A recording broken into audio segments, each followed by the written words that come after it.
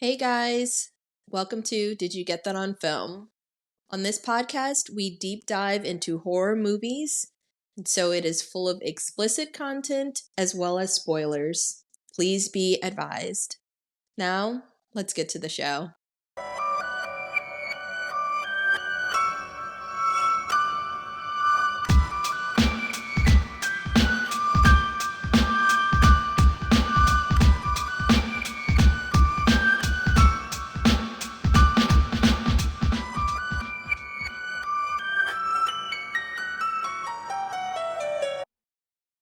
This is Did You Get That on Film, where we discuss characters in terrible situations that we never find ourselves in.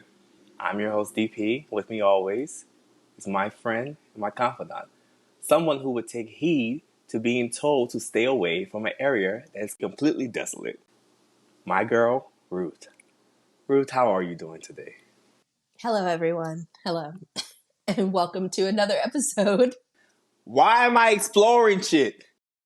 It's not like he said it in passing. It's not even like he was lighthearted about it. He couldn't have been more serious. And he couldn't have said it any more times. In case you don't know what the hell we're talking about, today we're talking about an especially dumb family. Oh my god. In The Hills Have Eyes. So this is the original. So this was released in 1977. And of course it was written and directed by Wes Craven. This is going to be the third movie in our, what we're calling our Hellbilly Deluxe month. So we started out with a Rob Zombie double feature. So we've done Devil's Rejects, we did his Halloween remake, and we decided to stick to movies just kind of in the same vein that kind of focus on these Hellbilly type families. And so that's why we chose The Hills Have Eyes. So yeah. This film has a sequel, The Hills Have Eyes 2, which was also written and directed by Wes Craven. And then it also has a remake of the movie that was released in 2006 with Wes Craven as a producer. And then the remake also got a sequel, The Hills Have Eyes 2, and that one was written by Wes Craven and his son, Jonathan Craven. I think we were discussing it in our Halloween episode, the Rob Zombie Halloween.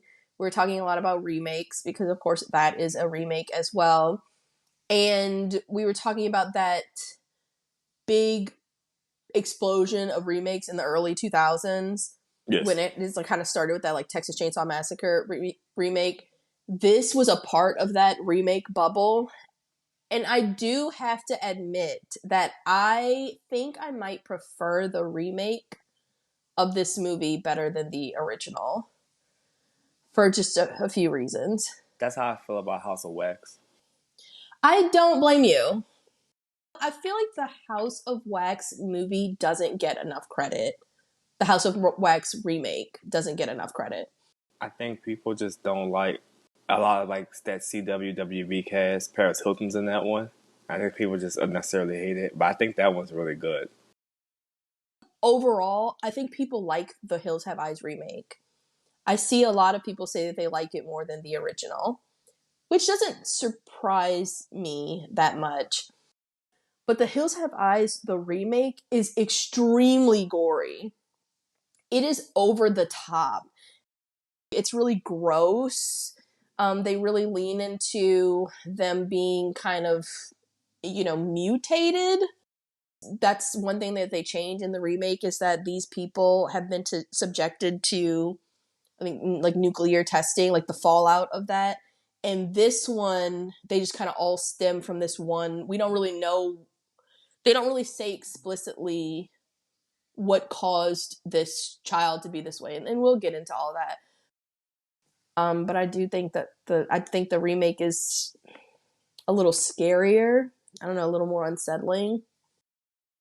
But in addition to the remake and the sequels, there is also a graphic novel that was released in 2007 called The Hills Have Eyes: The Beginning. I think it's canon, and it is almost like a prequel. It's like a little bit more of the origin story of the Hills Have Eyes people. I don't want to call them mutants. That's what they call them. With all that being said, we have a lot to discuss. The movie's only an hour and a half, but we were talking about this earlier. It feels long. A lot's happening. So, are you ready to get on up in there? I mean, yeah, I'm ready to make just terrible decisions and ride on roads that aren't sanctioned by the government. That was just one terrible decision they made. I have to remember when when watching it that this is an old movie, so the tropes are not troped yet. Because I'm just like, what the hell were you thinking? This is the most I don't know what the hell is going on with these people ass movie I've seen in a long time. So let's get started. Let's get started. Okay, so the movie opens in this desolate town in Nevada. It is in ruins, shambles. It's practically empty, except for one little place called Fred's Oasis. It's like a little one pump gas station in the middle of fucking nowhere. But I guess it's on the way to like LA. So that's, I guess, why anybody would venture out here. But we hear Fred talking to himself, and it seems like he is kind of done with it. He's talking about running away from this town, which don't blame him. He's packing up his little pig and he's getting the fuck out of here. But behind him, we see a woman. We learn that this is Ruby. She comes up. She wants to trade with Fred. But Fred tells her that he won't be trading with her today or ever again. Because he said that you people went too far. And now there's been state troopers and Air Force snooping about.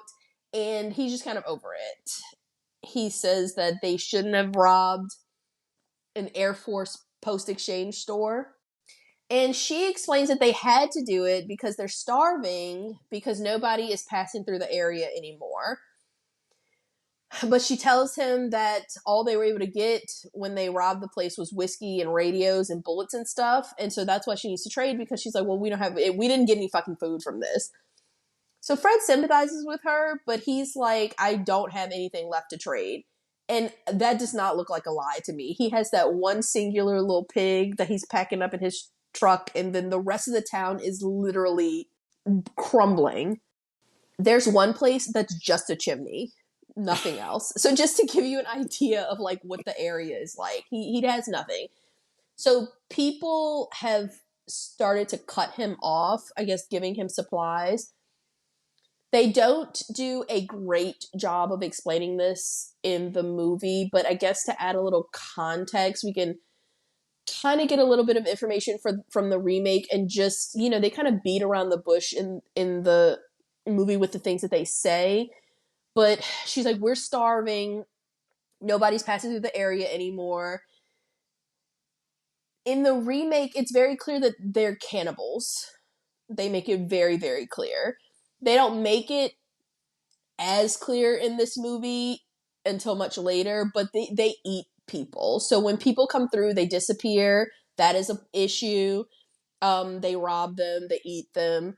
And so people going missing, he is really the only thing between civilization and these hills. So people are starting to come down on him. He's getting a lot of heat because people are wondering, like, what the hell is going on? People go out that way and they don't come back.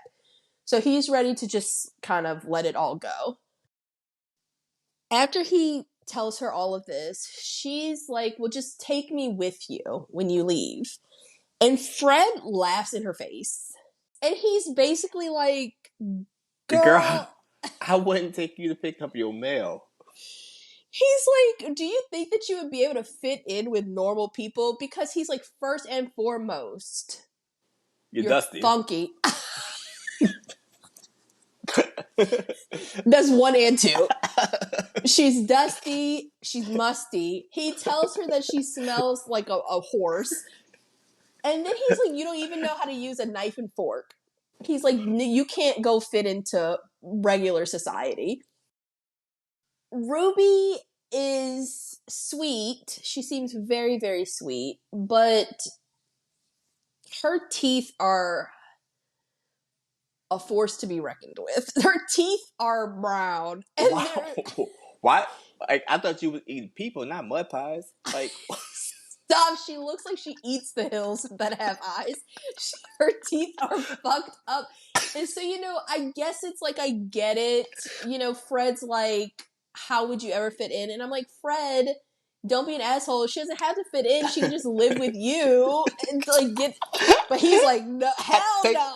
I think the fuck not. Yeah, I mean, he's like, first, he made sure to tell her, you fucking stink. And I bet she does. I bet she fucking does. I'm sure they don't wash these furs that they're wearing. She live outside. She lives outside. She wearing animals. She eating people. It's a lot. So bless little poor Ruby. So he asks her, does Jupiter know that you're trying to leave? And she's like, well, if he knew that you were trying to leave, he'd kill you too. And so he's like, okay, touche. They can't get too far into that. We do learn that Jupiter is her dad. He doesn't want either one of them to leave. So they can't really get into the discussion too much more because they hear a man call out for Fred's attention in front of his shop. So Fred hides Ruby because he's thinking that it's a state trooper, but it isn't. It's actually Bob Carter, who is a retired detective who's passing through with his family. So there's Bob, his wife Ethel, his son Bobby, so Bobby Jr., Brenda. Then they also have their oldest daughter Lynn, her husband Doug, and then their baby Katie. They also have 2 dogs, Beauty and the Beast. They're driving a station wagon. Bob is driving. Ethel's in the front. You have Lynn and her baby, Luce. No car seat, because it's the fucking 70s. She's in the back with the baby. And then Brenda is also in the back. They are also pulling a trailer that's attached to their station wagon. And the dogs, Doug and Bobby, are all in the trailer. So it's full house. So they are doing this cross-country kind of road trip. They're heading to LA. So they're passing through Nevada. But before they go to Los Angeles, they want to take a detour to see these silver mines that are back in the hills in the middle of the desert. It's their 25th wedding anniversary, and this is supposed to be like a special thing for them to go see this silver mine. But immediately, Fred is like, what? Why the fuck would you want to do that? He is like, the silver has been gone since the 40s, so let me stop you right there. Ethel's like, oh, there are no people living in there? And he's like, bitch! Have you looked around? There's no people living here. What that house is just a fireplace and some wood from an old chair. What the hell are you talking about? No, there aren't people living in those hills. Except people that you do not want to fucking run into. Think about it, Ethel. And so he's like, look, the best thing for you to do is stick to the main roads and just keep driving to California. Do not stop. Do not pass go. Do not collect $200. Just drive. I cannot reiterate this. Just fucking stick to the main roads and fucking drive. If the saying one ear and out the other had a picture, it would be these fucking people. I was like, man, he's not even doing it like in a sly way, like, trying to trick them. He's straight up just like, no. He's practically yelling at them. Don't fucking do it. This is nothing like Captain Spaulding. No, absolutely not. This man is practically begging. So while they're going back and forth about that, Lynn's husband, Doug, is snooping around Fred's shop. I guess he's like hearing noises, so he goes to investigate. Like, bitch, who are you? You don't, what? I couldn't believe. I was like, I had to watch it 2 times. I was like, what is he doing? I rewound it too because I was like, why the hell are you? And I was like, where are you? Because I'm pretty sure he was in Fred's like private areas. He was all around the building. Sir, go get back in your fucking car. Take your dog and get in your fucking car. So when the conversation was cut short and Fred had to kind of get rid of Ruby, he stuffed her into a closet in his room. So now Doug is like exploring this area, and he has one of his dogs, and he ends up seeing some blood on a window, and then he overhears Ruby talking to Mercury, who will later learn is her brother, and she is trying to hide the fact that she was trying to escape with Fred. And she tells Mercury that it's actually Freddie who's the one that's trying to run away because she's trying to, deflect right now. And this is also where we learn that Freddie is actually Ruby and Mercury's grandfather. And I was like, damn, that's cold-blooded that he told his granddaughter, well, you're funky, so I'm not taking you with me. Well, let's go take a bath. That's all she needed. But I was like, to be like on some real shit, Fred, you look like you don't smell that fucking good either. I don't see one running tap in this fucking place. But the family gets back into the car and they leave. And as they're leaving, Fred reiterates for the 45th time in this very, very short conversation that they should stay on the main roads and go straight to California. He is adamant about it. And if it seems like we've said it a lot, Fred said it 10 more times. Just stay on the fucking main road. So when we get off the main road, we'll return again? Stop, but that's the thing. They were asking him directions, and Fred wouldn't even give them directions because he was like, I'm that fucking serious right now. He's like, I'm not even going to help you. Stay on the main road. You don't need to ask me any more questions because you'll be on the main road, and there's plenty of signage. Just keep following the signage. Okay, this is where they fuck up, right? Because, well, let's get to it. So, before we come back to the family, Fred runs in to check on Ruby, but she's gone. And then out of nowhere, I mean, it's like immediately as this family left, and I was like, are they blind too? It's a huge explosion. Mercury, I guess, rigged some explosives to Fred's truck, and it's done. It's smithereens at this point. And so now Fred is stuck, and Ruby has kind of ratted him out now, right? So he's like, oh shit, I'm in trouble. And I don't know if this is going to surprise any of you. They're not on the main road. They're not driving to California. They're driving into the fucking hills, just like Fred told them not to do, explicitly. But additionally, they didn't get directions from Fred, right? So now they don't know where they're going. And the parents' whole thing is just like, he's crazy, or like he went in the mines and stole all of our silver for himself. Like, what the hell are you talking about? So they're like, that's probably why he's trying to keep us away from the hills. And I was like, I've never encountered people so dumb in my entire life. I would never be in this situation because what can Fred do if something does happen to you? Fred barely had enough gas. They asked him to fill up the tank, and he's like, well, I'll give you what I can, but I'm running out because I'm closing permanently. Apparently, they don't even have like a full tank of gas. Right, how silly. Yeah, so what are we doing right now? Like, what's happening? They don't have a full tank of gas. Where's the police station? Where's the hospital?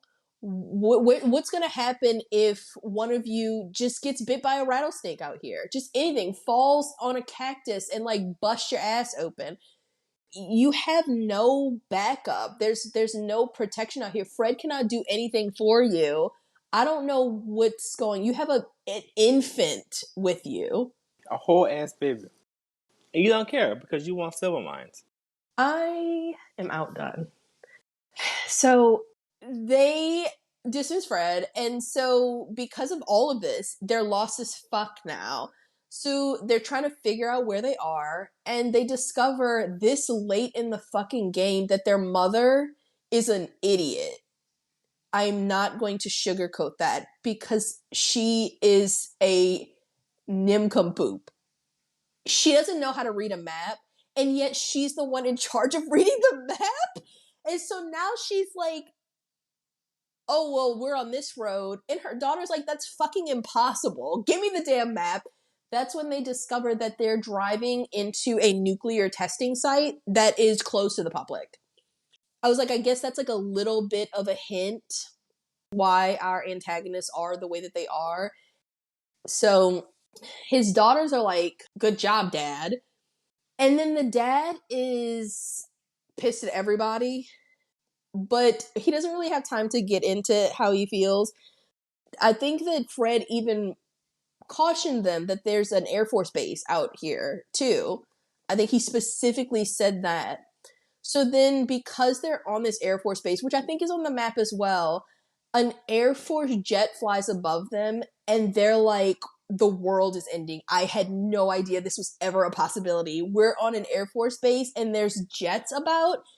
They lose their fucking minds over this jet. Bob, who is driving, is so fucking scared that he forgets how to function as a normal human being. And then he starts dangerously speeding up. Because I guess he was like, I'm gonna outrun this A jet. And then his daughter, who is holding her infant in her arms, loose magoose in this fucking car because it's the 70s and it wasn't required to have a fucking car seat. She's like, okay, can you like slow down a little bit because this is a lot. I mean, he's like pedal to the fucking metal In a station wagon with a trailer connected. He doesn't care. He's like, I hope we all die. I mean, it's really kind of ridiculous the way that he's speeding. It's super unsafe. And so then when another jet flies overhead, they're cooked. They're fucking done for. Because I feel like after the first one, okay, I get it. You were kind of startled by the fact that there was a jet. I don't know why, but okay, fair. It happened again. The same noise. You didn't have time to come to terms. They are literally screaming at the top of their lungs. It's too much for the family to bear. They're losing it. They throw a map loose in the car. It covers Bob's face like something out of a fucking Looney Tunes. It's so laughable. And then Bob, who's going 100 easy for no fucking reason, has to abruptly swerve to miss a bunny that's in the middle of the road, and he crashes the car. The car is fucking done. It snaps one of the axles. So that car is like no good Totally. now. Yeah. There's literally nothing that y'all can do. So now the car is like fucked. The trailer's all jumbled. They're stuck. They don't know, but we as the audience know that they're being watched from the hills. Because they have eyes. They do. This is showing you that. We keep getting, I just kept calling them the Klan. Not in the Ku Klux variety, but just like it's their clan. Like the Klan. So I'm going to say that a lot. I didn't fucking know what else to call them. This family. The Cave Clan. Right. I don't know if you noticed, Bob threw in the N-word easy, slid right off his tongue. This is their fault. Right, and I was like, oh, okay, so now I don't give a fuck about you at all. Because, bro, it's 77. You need to button that shit up. So, we keep cutting to POV from the clan's point of view. This is the family that lives in the hills that's watching them. And we can hear them talking to each other over walkie-talkies, presumably ones that they stole when they robbed that Air Force store. And I know that the Klan is probably thinking that it's so easy. They crashed their own car like fucking idiots. The Klan didn't do anything. They didn't fly that jet. They didn't plant that bunny. They did nothing. And these people crashed. And not even just like a light crash. They snapped their axle. So they're there. They're camped until further notice. So I think one of them even says like they're there, like they're easy pickings now. So now they need to do something. So Bob and Doug decide that they are each going to go walking to find some help.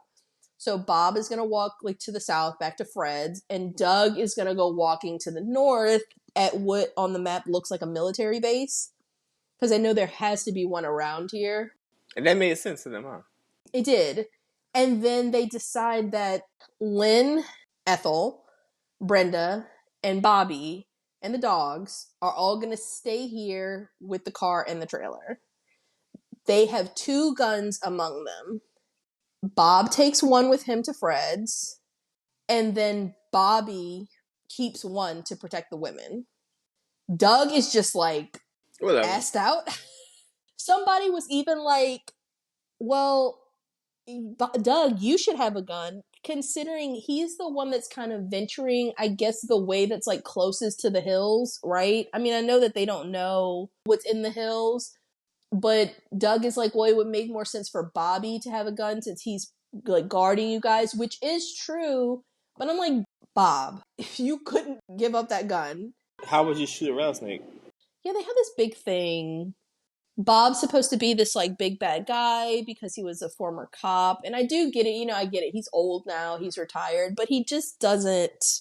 He's pointless. He's useless. So the entire family is really full of idiots. I mean, they really are insufferable. I really couldn't stand any of them for a long time. A couple of them kind of grew on me as the movie went on, but they're really kind of difficult to watch. But their dog Beauty is going crazy because she can obviously sense that people are around them watching them. So Bobby decides to lock her in the trailer.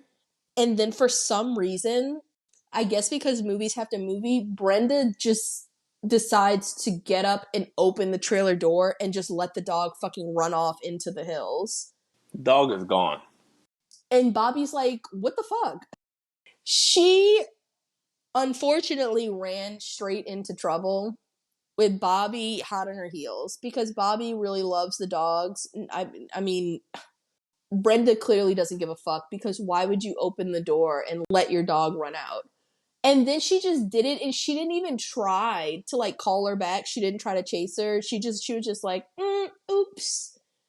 I didn't like Brenda At all. at all. So Beauty ends up running into the hills, and she runs right into one of the clan members. And Bobby is like hot on her heels, and you can actually hear her attack this clan member before then hearing this pained howl, and then she goes silent. And so Bobby is very aware that something is wrong, but he really loves his dog, so he still tries to go up and find her. He does end up finding her, but poor Beauty has been killed. And not just killed, but splatter movie killed. Insides. Out. Outside. Beauty? She used to be my dog. I used to take her for walks. Not anymore. Beauty has been gutted. So just then, as Bobby is kind of taking this in, because he's very upset about it. It happened so fast. It happened extremely fast. Just then, one of the clan members pops out of a bush, and Bobby just takes off running through the hills. But it's pretty treacherous land, so he does end up losing his footing, and he falls, and he crashes, and we cut away from him for a while. So then we cut back to the women at the trailer, and now it's nightfall, and it is getting colder and colder by the hour. The mom, Ethel, the mom is really, really a simpleton. I'm really not trying to be mean. I had a hard time finding anything to relate to her about. Is it because she's like a 1950s housewife? So she's just like, my husband will do it? Is that kind of like the thing? I don't know. Or is it that like she rode a short bus? I don't know. I don't know what the hell is wrong with her, but she was very, very difficult to watch. So she's trying to use the CB radio that they have to no avail. because this is what I mean. Like, she's saying Maypop into But the why? radio. What the hell are you talking about? Where did you hear that? Where the fuck did you come up with that dumb shit? It's in case y'all are like, well, what was she trying to say? She was trying to say Mayday. Mayday.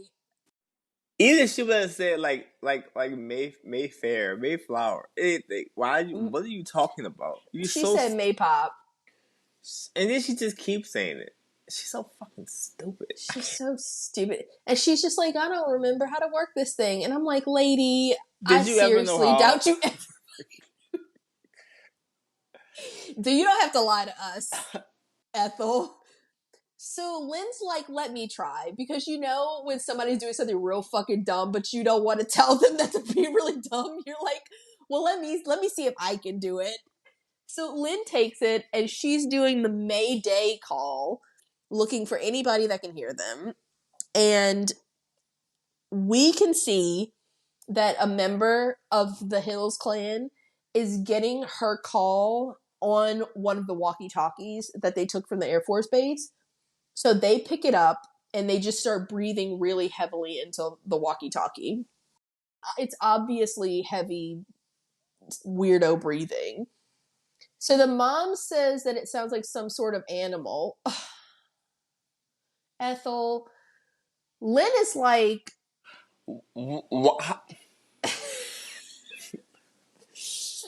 Why are you like this? Lynn is trying not to tell her mom that she's a fucking Dumbo. So she just says, if there are animals out here smart enough to use radios, we're up Schitt's Creek without a paddle. Now, they're in a really bad situation, right? Car fucked, husband, every man is gone. Every gun is gone. Y'all are in the middle of the desert. It's dark.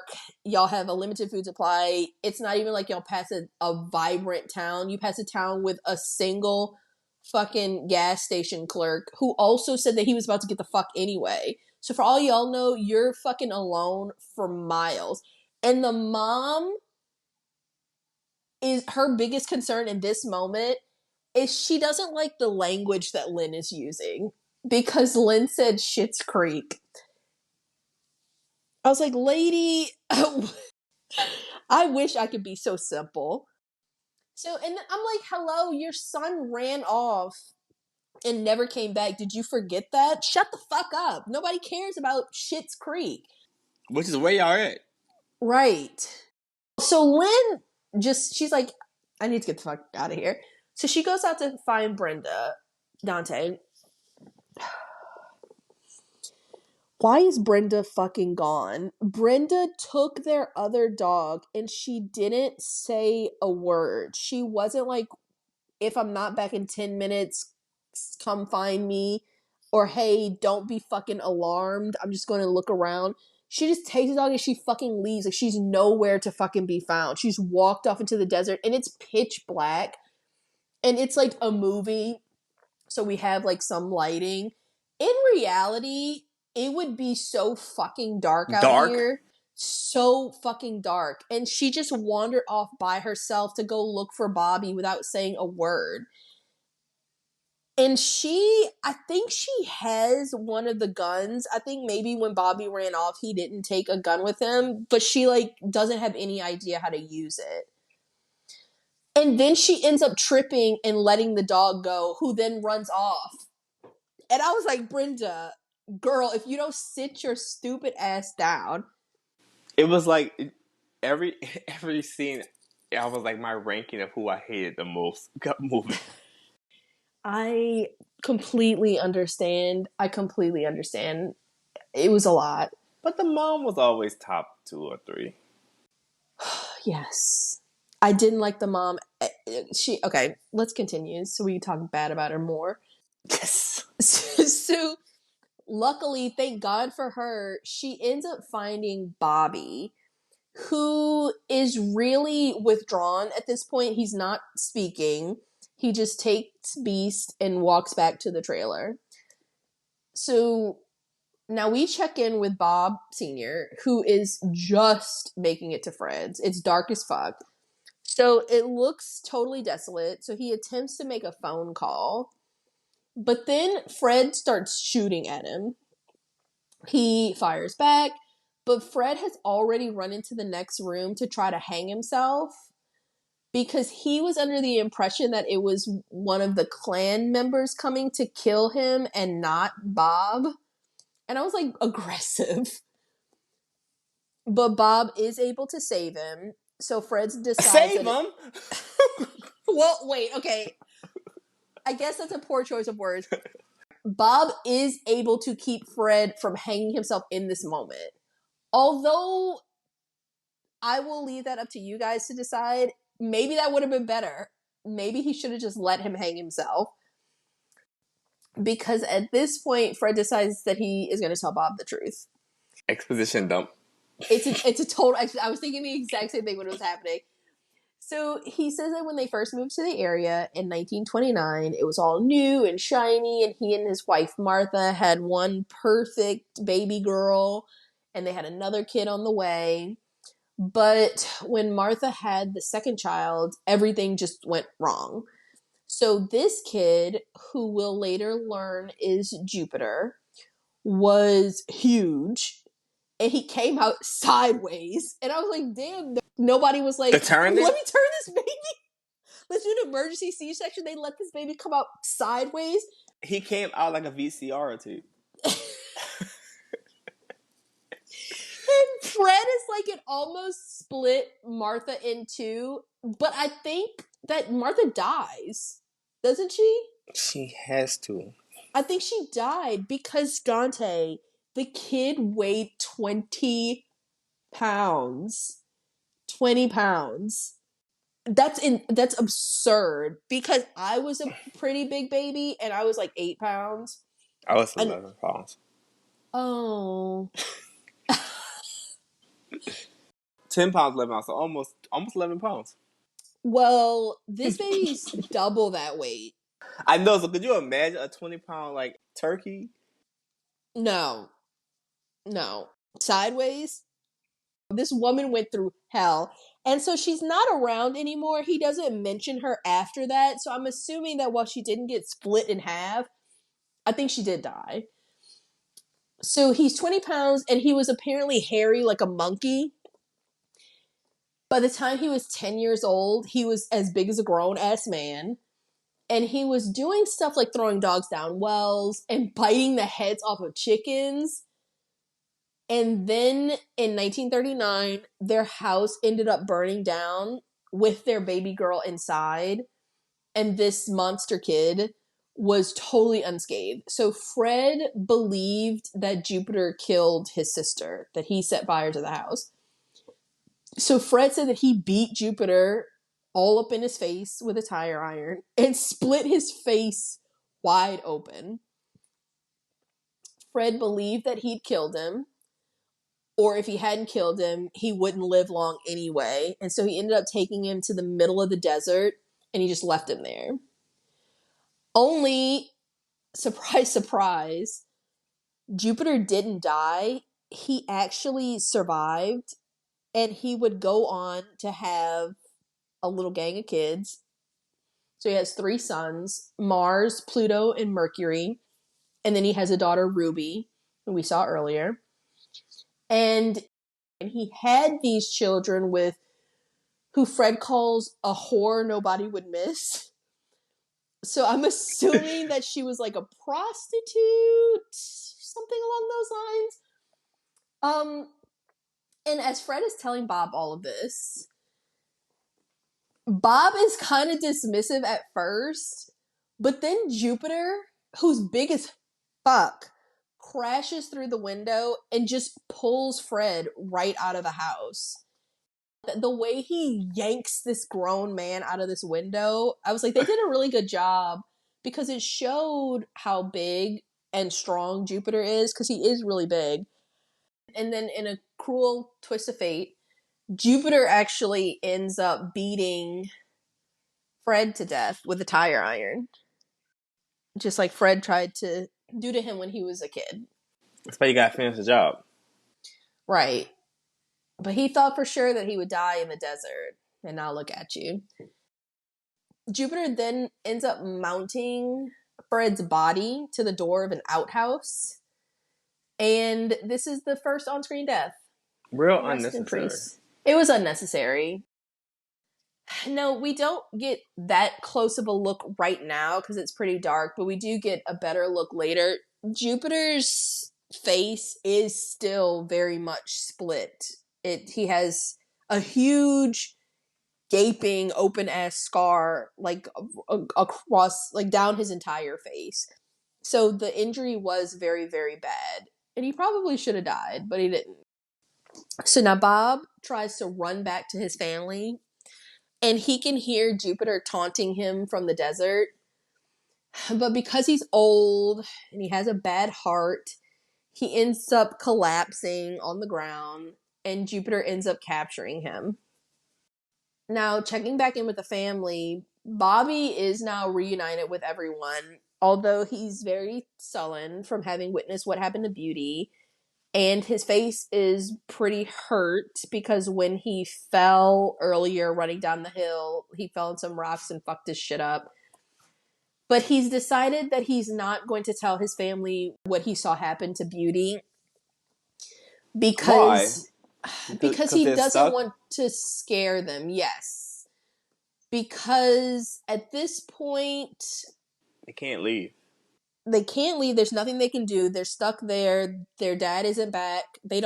Doug isn't back. They don't know what help is going to come. I guess his reasoning is why really get them all Worked upset and worked up if his mom is so disgusting. I know she will work on his last nerves. Right. And then it's like they could be getting saved at any minute. So like he's just like holding it in. Additionally, he saw what happened to Beauty, and that was really traumatic. But at the same time, I could see how you wouldn't. I could see how maybe you wouldn't automatically assume that, like, oh, they killed my dog, therefore they're going to come down here and seek us out to kill us. I guess I might, if I was in his shoes, be thinking, if I was really mulling it over a lot, I'd be thinking, well, my dog did run up into the hill where this person was like living or squatting or whatever, and they attacked him, so they killed my dog in self-defense. Does that make sense? Like that thought might cross my mind. So it's like you get them all worked up and tell them what happened. For one, maybe no danger, and then two, you might be getting rescued soon anyway. And from the way that this family reacts to things, I might think twice before telling them either. But part of me does feel like he waits too long to tell them, though. But let's see. So as they're sitting in the trailer, Lynn tells him about the heavy breathing that they heard over the CB radio, which is kind of suspicious. And then they hear a loud bang against the wall of the trailer. So Bobby goes out to investigate, and now their dog Beast is missing, and his chain is broken. So whatever happened was enough for him to break free of his chain and run off. So just then, Bobby sees Doug walking back from wherever the hell he's been. And Doug said that he's found a ton of supplies, but he didn't find any people. The road just kind of ends that way. So since they're standing outside alone, Bobby is about to tell Doug what happened to Beauty when all the women rush out to greet him. So he just kind of holds it in. They're like giving him hugs, so excited. I'm just like, I hate y'all. Yeah, and there is no humanization that can happen in this movie that makes me like that mother. No. And they do try later. And I'm just like, okay. So now we're checking back in with the Hills clan. And we are shown that they have cooked and eaten Beauty. Poor thing. Ew. I know. And so this is the first time that we're meeting the matriarch of this clan, so Mama. And she is a real hard-drinking woman. Very Roseanne-ish. She gave Roseanne. Stop. I thought the same thing for like what I was like, wait, that's not Roseanne, right? No. It's not Roseanne. But it's a Roseanne type. So she is a bit of a bitch. And she actually has Ruby chained up. And she calls her a runaway slut because I guess that they figured out that she was trying to leave with Fred. I don't want to be around y'all. Why would I? So we get a shot of Beast, who has followed the scent, I guess, of Beauty. And he's now howling near their camp. And Mama just makes a remark that if the dog is there, then the trailer with the family no longer has that dog for protection. So the clan men are busy torturing Bob, and they end up stuffing a cactus in his mouth, which I was like, God, that's awful. Can you imagine what that felt like? I was like, that's tough. And they also end up crucifying him. What a way to go. I was like, that's really intense. What made y'all do that? So they're nailing him to this cross-like tree, but he's not dead just yet. So we're going to come back to Bob. So back at the trailer, the family is starting to get ready for bed, which I was like, your husband, father isn't back yet. It's dark. Your dogs have run off. You have no way of communicating. You're like stuck in the middle of the desert. And not only are they just like about to catch some nice ass fucking comfy ass Z's, they put pajamas on and everything. But Lynn and Doug are trying to go have sex. Yes. They decide that they're going to go sleep not in the trailer with everyone else. They're going to go sleep in the station wagon. But by sleep in the station wagon, we mean like have sex. Could you imagine having to go walk in that car after? That's so strange. It's your dad's station wagon. Then it's like y'all been walking around the desert all day.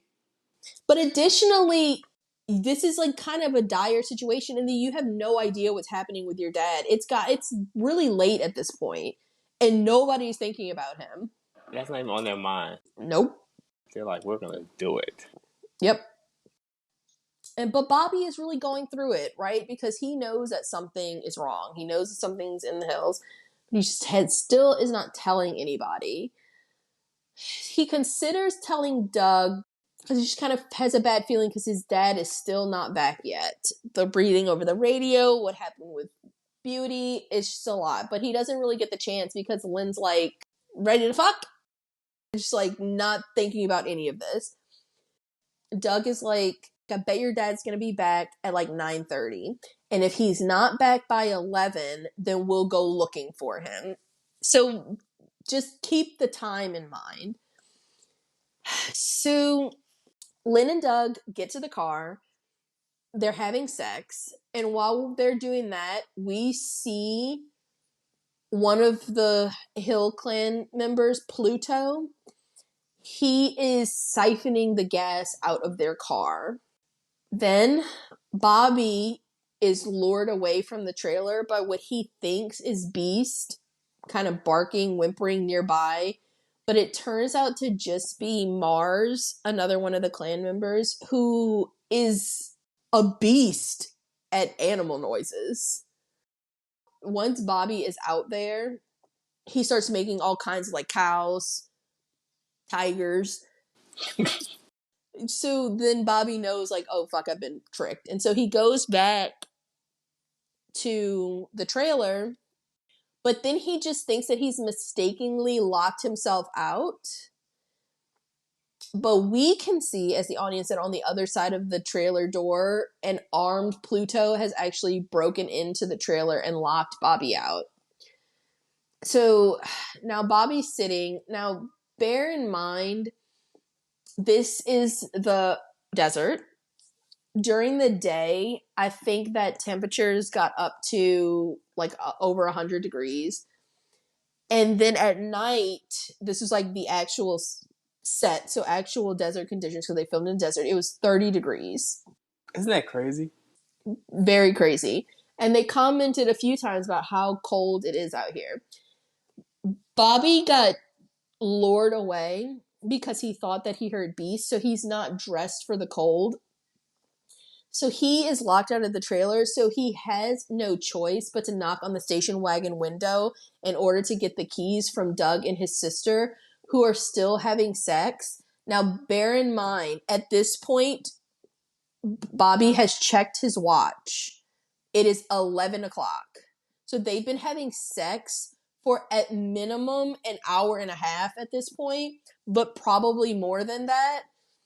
And so when he knocks, he asks them for their keys, and his sister is like, couldn't you have just waited? Shut up, you stupid slut. I was like, I fucking hate you. It's 30 degrees out here. We're in the middle of the desert, trapped. And our dad is missing. Right. Couldn't you have just waited? What the fuck are you talking about? Couldn't you have just waited? So Bobby feels just as irritated as I do, because he's like, give me the damn keys immediately. They're like taken aback, and I was like, Bobby goes on to explain himself, and I was like, you don't have to explain shit to them because they're being really fucking unreasonable right now. But this is when he breaks down and he reveals to them that something weird is going on here. So he's like, Beauty is dead, and not just dead, but fucking gutted. Somebody slit her open. Additionally, you heard the heavy breathing on the CB radio. Dad is still missing, and now Beast is out in the distance, kind of barking, howling at something, clearly stressed about something. So Bobby is extremely stressed at this point. So now that everybody knows how serious the situation is, they're gonna behave in a way that makes sense to save their lives? No. Oh. What movie did you think we were watching? Absolutely not. Doug, Bobby, and Lynn decide that they're gonna go out looking for Bob. But when Pluto hears them they're like about to enter the trailer, he signals to Jupiter to cause an explosion that lights Bob on fire, causing him to wail and beg for help from his wife. So he's screaming for Ethel. Pluto is still in the trailer. Ethel and Brenda are sleeping. I mean, it has to just be a nightstand length apart from each other, right? Like the width of a nightstand. So she's sleeping in one twin bed. Brenda is sleeping in another. They have the baby in a crib nearby. Pluto smells. That. He's a big fucking dude too, but he is in the bed with Brenda. But Ethel hears her husband screaming, and she gets up and she runs out into the desert to go help him, not noticing Pluto. Everyone is very distracted by this because nobody wants Ethel to run out into the desert. Everybody can hear Bob screaming. Nobody notices that Pluto's in there. And then Doug is calling out for Brenda, and she's not answering. She never answers, but he's just like, oh, well, watch the baby. Pluto is in the bed with Brenda with his hand over her mouth and a knife at her throat. And they're all just like, leave to go run after Ethel. So now that Pluto is left alone with Brenda, his brother Mars shows up to the camper as well. Mars starts eating their food. So he's eating like their raw meat and their grapes and milks. And then he just like takes their pet bird out of the cage and he just rips its head off and drinks its blood. So now Pluto is trying to sexually assault Brenda, but Mars stops him so that he can sexually assault Brenda, which causes Pluto to totally trash the trailer in anger. Do you know what that reminded me of? Even though it's like a real messed up scene. You remember in Devil Rejects, it was like, that boy is sexually frustrated. Yeah, that is funny. I wonder if he put that in there because of that. I thought about that. I was like, I wonder if that's like a callback. So that is something that we didn't mention. So Pluto, he's played by the same actor that plays Cleavon in Devil's Rejects. And I think in Devil's Rejects, we even talked about, we were like, oh yeah, he's in The Hills Have Eyes. This is him. So Pluto is in that. And it's so funny because when they're doing that chicken sex scene, they say that Cleavon looks sexually frustrated, and that's so funny because he is sexually frustrated. So thankfully, they don't show a lot of this scene, but Mars does sexually assault Brenda. And in the remake, it is a pretty graphic rape scene, which is very disturbing. I hate that in the remake. But yes, so Brenda is definitely raped. So now we cut back to Bob. So the family is able to put out the fire, but Bob is obviously severely burned, which causes both Ethel and Bobby to mentally break, but in different ways. So Ethel is in just complete denial. Bobby, on the other hand, decides that he is going to wander out into the desert by himself, and he's going to hunt down the people that did this to his dad. He's gonna avenge. Yes. So he takes a gun, he's walking off, and then Lynn takes Ethel back to the trailer to try to get her to calm down because she's hysterical at this point. So Doug is left with Bob, who then dies very shortly after. So this is the second on-screen kill. So when the women are walking back up to the trailer, Pluto and Mars are trying to run away, but Mars wants to take Lynn's baby, and she catches him. So Lynn and Ethel try to fight Mars, and Lynn does manage to stab him in the leg, a pretty bad stab, but he just ends up shooting both of them. And Pluto ends up running off with the baby. This is the third and fourth on-screen kills. So Ethel doesn't die immediately. We do get like one more scene with her kind of clinging on to life, but she does ultimately die from this wound. So she is like the fourth on-screen kill. So now, hearing all of this screaming and commotion, Bobby and Doug run back to the trailer, and Mars is trying to take Brenda with him as well. But as they're running up, he decides that it would just be best to shoot her in the mouth. So he puts the gun in her mouth and he pulls the trigger, but luckily for her, it's empty. Whew. Thank goodness. So he tells her that he is going to come back for her later and runs off.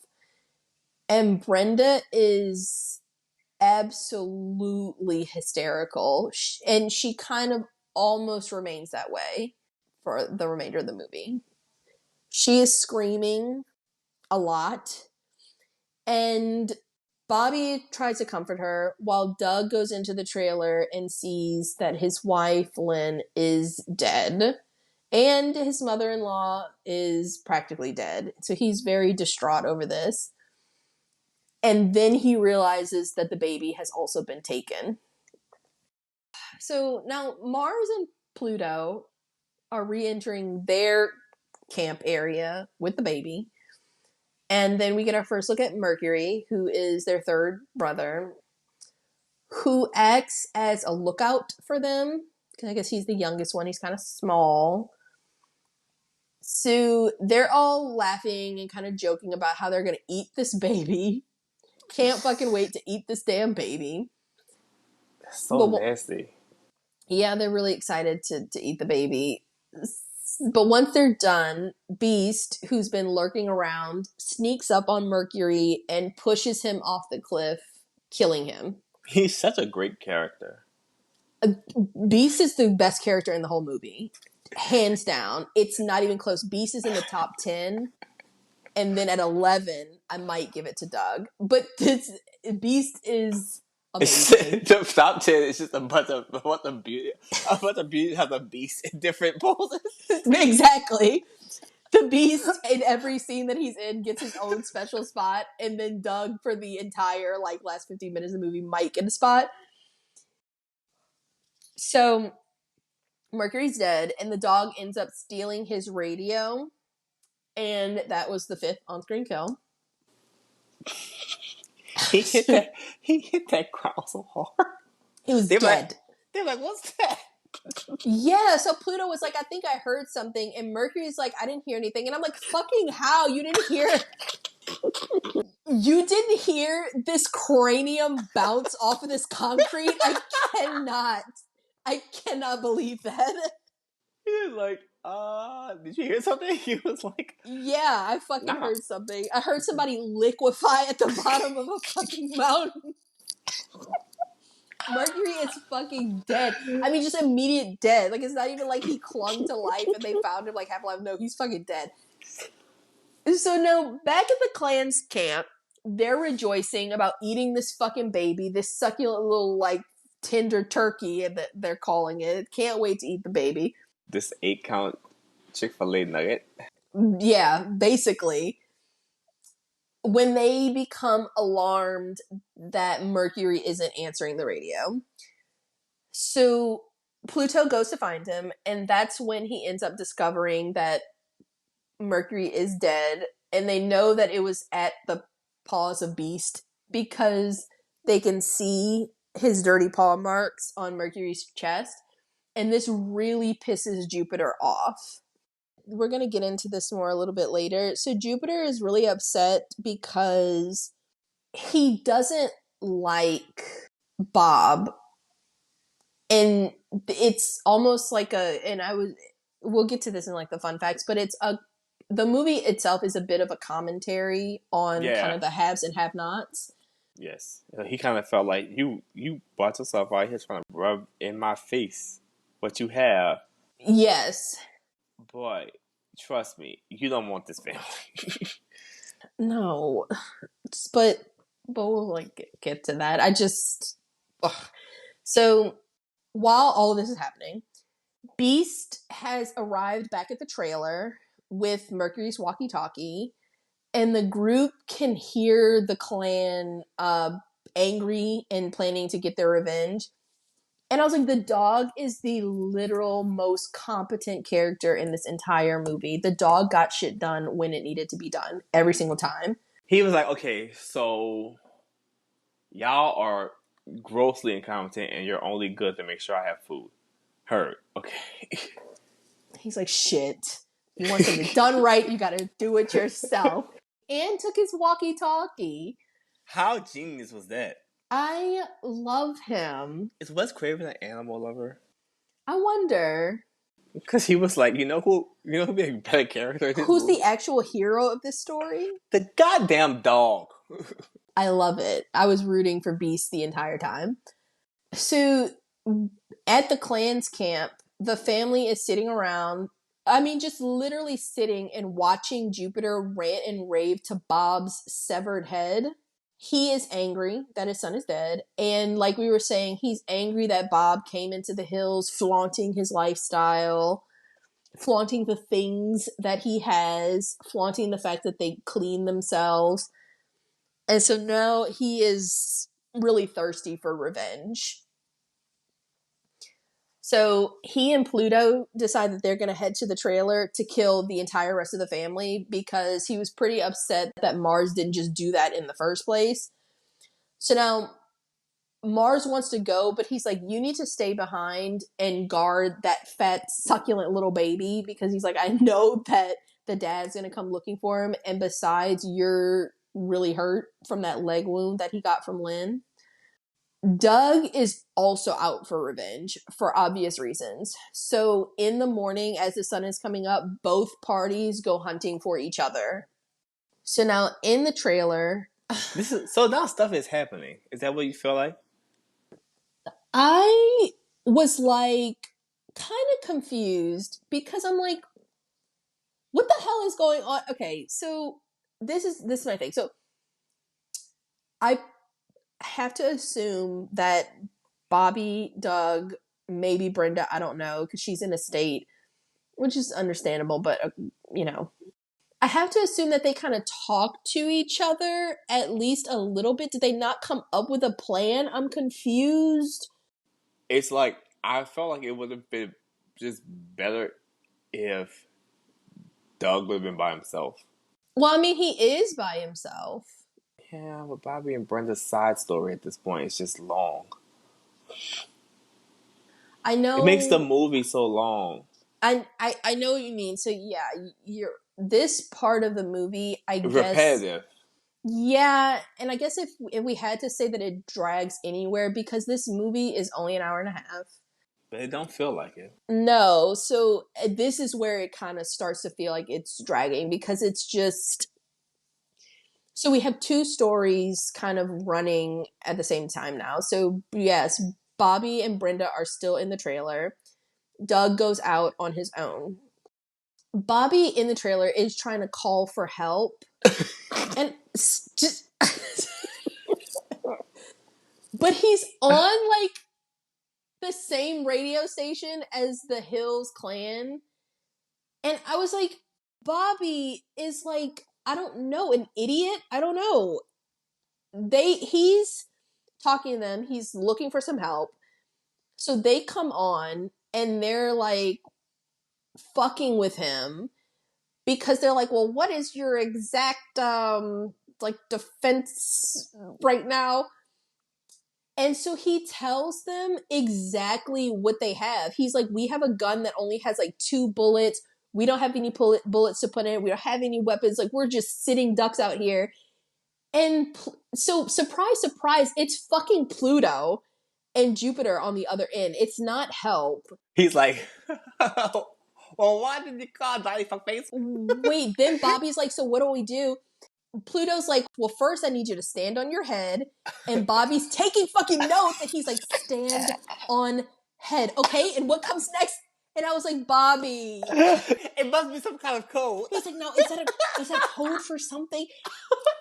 And Pluto's like, well, no. He was like, well, you didn't let me finish. I was trying to say stand on your head and stick your thumb up your ass. You fucking idiot.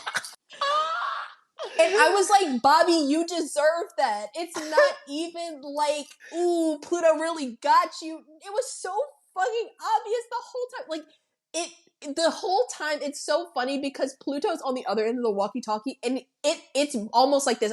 I swear to you, it's almost like, well, It's like what's Serial your? Mom. It's yes. They're like, well, what are your exact defenses? It's like, Bobby, if I knew, how come you didn't know? And then especially by the time he's like, stand on your head, and Bobby is like taking notes, like this is like Bible, like this is like, oh, thank God we're finally getting the help that we need. Poor Bobby. But then it's like Brenda's standing right there too, and Brenda's not like, Bobby, hang up the phone, baby. This is not real. She's standing there too, like, yeah, get that down, get that down.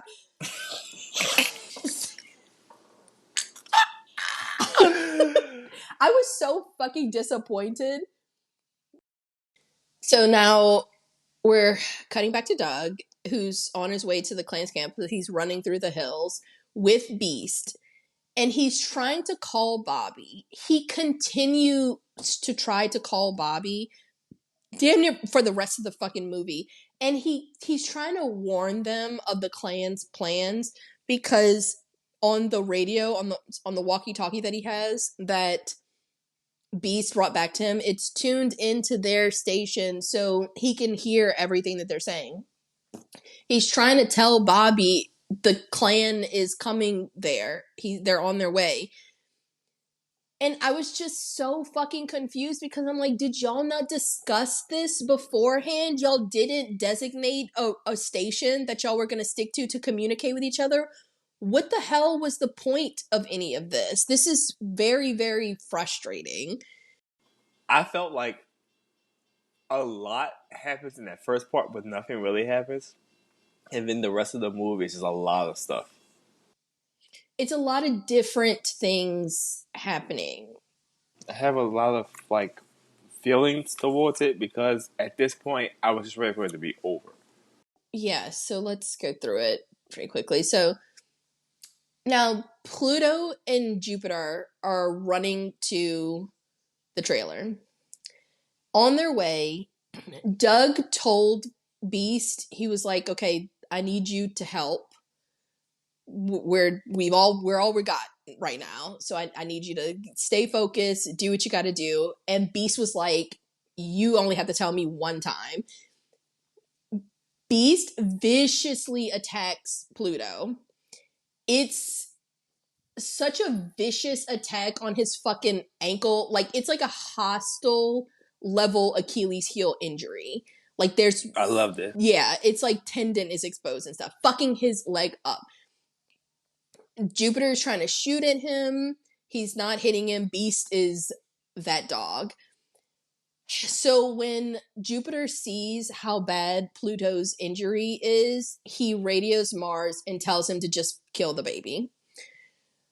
But before Mars can kill the baby, Ruby ends up knocking out her mom, tricking Mars into thinking that she was giving him the baby, but it's really that pig that they stole from Fred in the beginning. And she takes the baby and she runs out the back of the camp into the hills because she really does not want this baby to get killed, because Ruby is the only one of them that has any kind of heart. So as she's running through the hills, she's met by Doug, and they end up running together with Mars hot on their tail. So now, while that's happening, Pluto is left hobbling through the mountains alone because Jupiter is, I guess, like, fuck you. Like, he didn't help him back to the camp. He didn't watch out for him at all. And then he is once again attacked by Beast, who is stalking him at this point. Beast ends up ripping his throat out, making him the 6th on-screen kill. So Pluto's dead. So now back at the trailer, Bobby and Brenda are trying to come up with some kind of idea to protect themselves because they're sitting ducks, which it was stupid of you to tell them that, but now they're trying to come up with something. Okay, that's smart. So they decide to use their mother's corpse in order to lure Jupiter into a trap. And they comically drag him with a rope around his ankle that's like hooked to the tire of their car. They drag him for like 50 feet through the fucking dirt. And dirt is flying up everywhere. It's so laughable. The scene is like, I couldn't take it seriously. I know he had to be like brush burned, bad as fuck. But their plan is foiled when they realize that their car is out of gas. So the car just dies. So they have to resort to plan B, which is to lure Jupiter into their trailer, where they've set up some gas tanks to leak out the air and some matches on the door of the trailer so that when Jupiter opens it, the trailer's going to explode. But the smell of gas is so strong that Jupiter doesn't fall for it. So he does end up, I guess, setting off the trap, but he doesn't enter the trailer. So he's able to move back in time, so he's not killed. But they see the explosion. They're super excited, but then Bobby's like, no, we need to go check to see if he's actually dead. Brenda is like, Brenda fucking loses it. I couldn't. I mean, she is screaming. In my opinion, at this point, for no real reason. Like, I get it, you're scared, but like, girl, chill out. And there's a few times where it's like they've lost their mother, because remember, it's like Bobby has lost the same people that Brenda has. Now, he was not sexually assaulted. That is extremely traumatic. It is scary. But there are times where even Bobby is like, Brenda, shut the fuck up, please. It's almost like the actress was overacting. I wonder what was her note from Wes Craven. Like, okay, do you need to be hysterical the whole time? Right. Was she necessary to stay alive at this point? Because all these characters die so fast in succession. It's just like, well, damn, couldn't they have? Did we need all of them? Well, realistically, it's like I have my feelings about Brenda. She's annoying, but she comes up with a plan to save them. She comes up with this whole elaborate, like, set up their mom as a decoy, catch him with the rope. She does. She comes up with that plan. So if anything, Bobby is kind of the useless one right now. Both of them Have their strengths and weaknesses. yes. So in this moment, I think that if it was just one of them, they probably would have succumbed, because when they go to the trailer to see if Jupiter is actually dead, they look around, there's no body. When Bobby's back is turned, Jupiter attacks him because, surprise, surprise, he did not die in this explosion. So Brenda is able to axe Jupiter in the back to get him off of Bobby, and then Bobby is able to shoot him.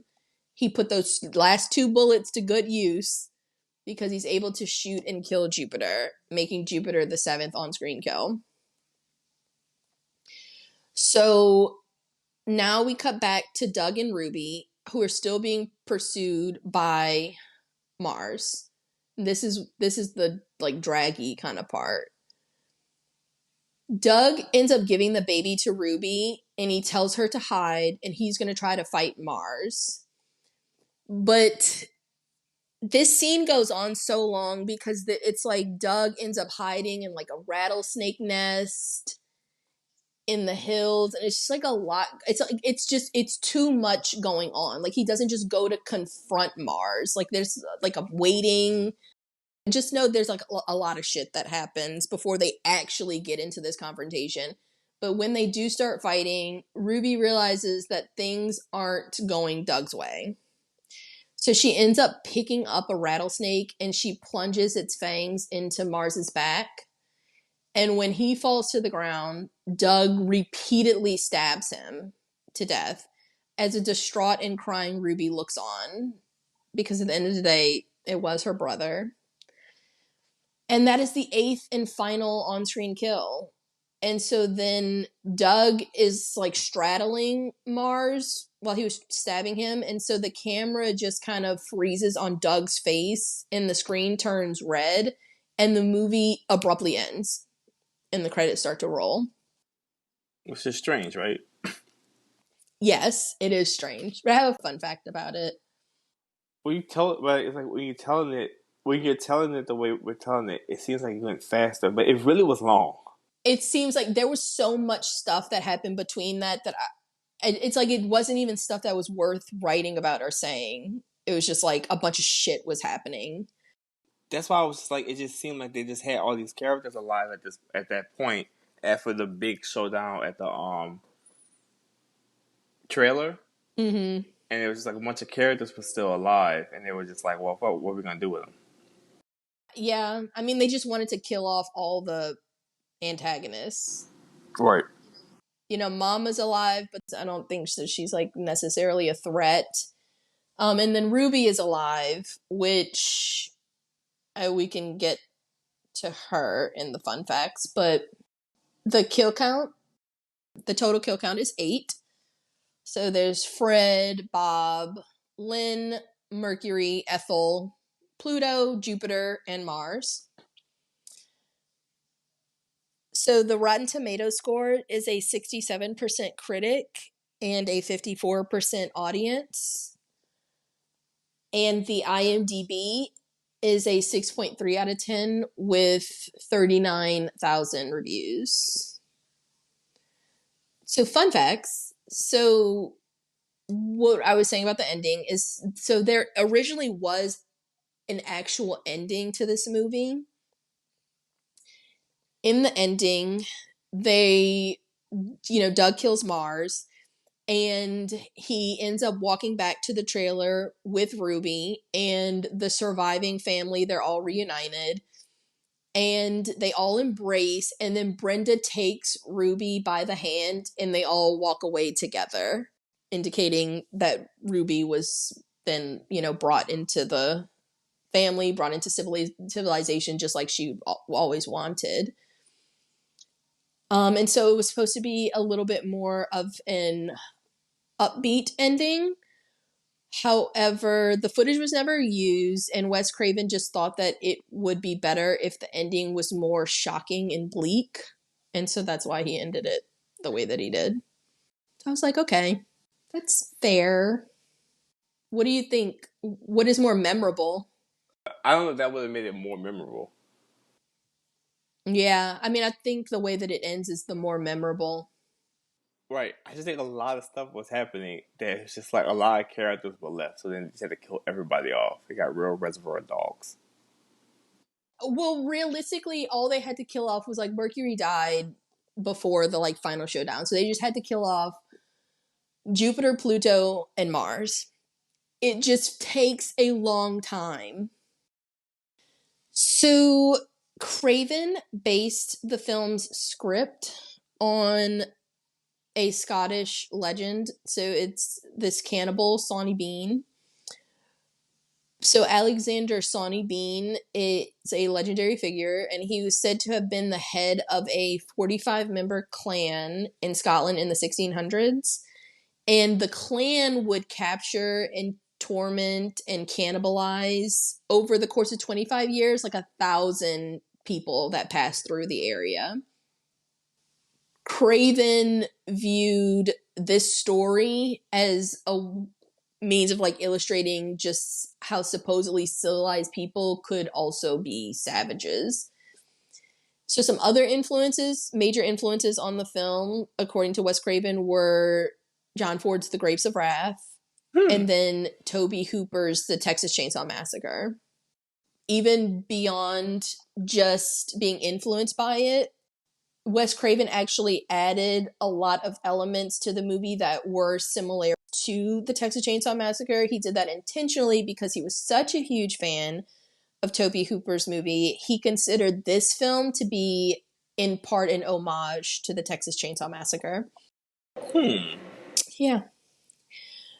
So, funny enough, Robert Burns was actually the production designer on the Texas Chainsaw Massacre, and he was also the production designer on this film.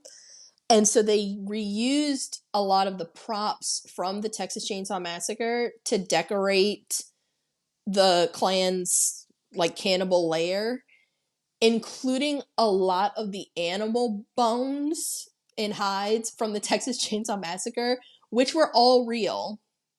Those were all real bones and hides. Also, similarly to the Texas Chainsaw Massacre, so this movie, the budget was extremely small, and production was very, very difficult because they were shooting in the Mojave Desert. So the daytime temperatures were over 120 degrees Fahrenheit, and then at night they would drop to 30 degrees Fahrenheit. And then it was physically taxing on all of the actors because the budget was so small. They ended up having to shoot like 12 to 14 hours a day, 6 days a week. It was very difficult. I guess that's just something that happens with like very, very small budget movies. Michael Berryman, who plays Pluto, he actually was born with a birth defect and he lacks sweat glands. So the heat during filming was actually very hazardous to him. So he had to be attended to by medical professionals after each day's filming. Anytime he had to film an action scene, he had to be attended to. So it was pretty difficult for everyone involved. So during the sequence where Beauty is dead, and we see her carcass, Wes Craven actually went out and bought an actual dog's carcass for the movie. Although he refused to explain exactly how they obtained this carcass. Yeah, they had a real dog carcass for the movie. I thought that was, but they said that the dog was definitely already dead. They've been looking for roadkill? He paid money for it. So they kept referring to it all through the movie, and it's kind of building up to it, and it doesn't happen. But they really, really wanted to eat that baby. They really wanted to eat Katie. And Craven wanted the characters to eat that baby. He wanted to have Jupiter eat Katie, have the cast munching down on her, which was an idea that a majority of the cast disliked. And They were like, you are insane, tripping. unhinged. So Berryman, who plays Pluto, actually just flat out refused to do the scene. And he was like, I'll walk before I do a scene like that. So that is the only reason that Craven allowed the baby to survive. And he had to be the one to do it because he has like that Hills Have Eyes look. He's like the most definitive character. He knew that, so he was like, I'm gonna be the one to do it. I'm gonna say I'm not gonna do it. He's like, I'm not fucking doing it. So Craven was like, oh, okay, I guess the baby can live. So there is some political commentary in the movie. So Craven has said that the film, like we were kind of discussing earlier, it expresses the rage against kind of American culture and the bourgeoisie. The Carters kind of represent this bourgeoisie family, while the cannibals can be understood as representing just kind of the oppressed, just kind of the downtrodden minority groups, the have-nots. So Wes Craven was actively trying to make that statement while making the movie. And you can tell, I mean, you can really tell when Jupiter gives that speech to Bob's severed head. Yes. Finally, the American Film Institute, so in 2001, they made a list of 400 movies were nominated. And this one made the list in the top 100 most heart-pounding American movies. I wonder why. Well, you're like, well, this brings us to this. Well, that brings us to the question. Well, what are your thoughts on the movie? What do you give it? Is it a hit or a miss? Okay, I'm going to give it a hit because I feel like it's a movie you just have to see. To have, if this is really, if anybody is getting in on some legacy shit, it's this movie. Because if it wasn't a Wes Craven movie from like, and such a, has been remade and has a sequel and this whole like vibe and it's mix and it's homage to Texas Chainsaw, it would be a miss. But I'm going to give it a hit. I think it's something everyone should see and definitely check out because the system is hit or miss. Yes. So I have to. So it is hit or miss. That's the only reason why it's getting a hit. So definitely, I think it's something that you should watch. If it makes you feel any better, it's on Tubi, so it's free. Okay. I respect that answer. So I am also going to give it a hit. So while I was watching it, there were things that really irritated me about the movie, you know, as far as like the characters, making dumb decisions. But we watch a ton of movies where the characters make dumb decisions. And I can get past that in a lot of ways. Like we were talking about the Fireflies and the Devil's Rejects just kind of start making dumb fucking decisions at a certain point. And they're, you know, it's just like have these movies are going to movie type moments. But overall, I think that this movie does a lot of clever things. I think that it does a really good job of taking advantage of its set. You know, it has such a low budget, but I think that it does a really good job of making you kind of feel trapped with the characters. I think that the setting is good. I love the addition of the dog as the hero, my favorite part of the movie. And I think that the end is where it kind of stumbles a little bit, but I do think that it had a strong beginning. And I think that maybe if it was just 10 to 15 minutes shorter, I think maybe we would feel differently about it. But overall, despite its flaws, I think that they did a good job with it. And so I'm going to give it a hit. And I love Wes Craven. I think that he has a great mind. I love that he puts messages in his movie. We also did People on the Stairs last month, which also gave a hit. And so, yeah, I just kind of have those same kind of feelings for this one. I appreciate it for what it is, for sure. And yeah, that's how I feel.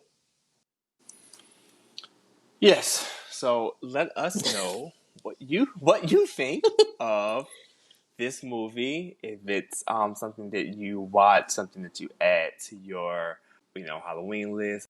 We love to hear those things. You can definitely send us a message on our Instagram. That is, Did You Get That on Film on Instagram? Pretty active on that. You can also listen to us on YouTube.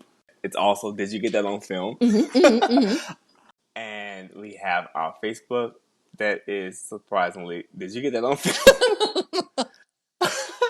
And an email for those who don't have any social media. Did you get that on film at gmail.com?